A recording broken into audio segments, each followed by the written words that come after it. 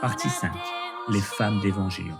Si Shinji est au centre d'Évangélion, les personnages autour de lui sont tout aussi importants, et surtout tout aussi brisés.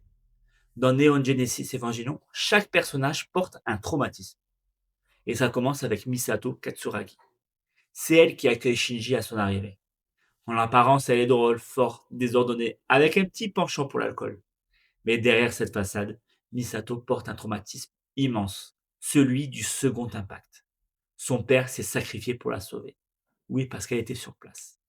Et depuis, elle cherche à comprendre cette catastrophe et à lui donner un sens. Ensuite, il y a Rei Ayanami, le personnage le plus mystérieux de la série.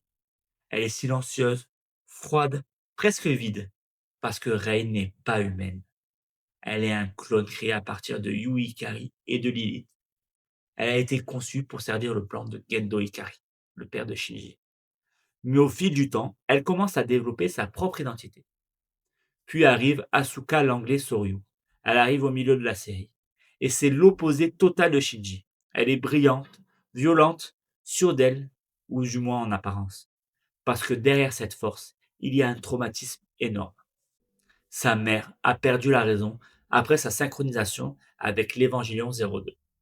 Elle ne reconnaît plus sa propre fille, puis elle décide de se suicider.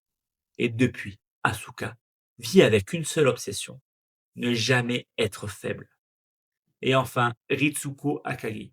C'est le cerveau scientifique de la Nerve. C'est elle qui comprend les Eva mieux que personne. Mais elle aussi est prisonnière de son passé. Sa mère, Naoko Akagi, a créé les Magi. Et comme elle, Ritsuko finit elle aussi piégée dans la relation toxique avec Gendo, comme sa mère avant elle. Et c'est ça Evangelion. Des personnages qui combattent des monstres alors qu'ils sont déjà détruits à l'intérieur.